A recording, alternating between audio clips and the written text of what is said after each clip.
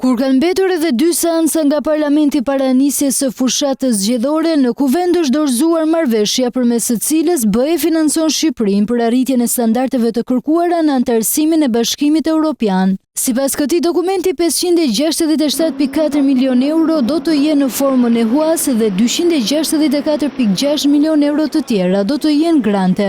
Çlirimi i potencialit ekonomik për mirësimin e klimës së biznesit, forcimin e shtetit të së drejtës mbeten pikat kryesore ku do të përqendrohet mbështetja evropiane. Në relacionin shoqërues të draftit thuese për rritjen e fuqisë punëtore të kualifikuar, kërkohen masa për përmirësim të sistemit arsimor dhe forcimi të aftësive digjitale. Një tjetër objektiv është edhe forcimi i sundimit të ligjit dhe reformave në drejtësi për të luftuar krimin e organizuar dhe korrupsionin për një sistem gjyqësor më efikas. Komisioni Evropian prezantoi në 2023 planin për rritjen e Ballkanit Perëndimor me një mbështetje prej 6 miliardë euro për të 6 vendet në rajon.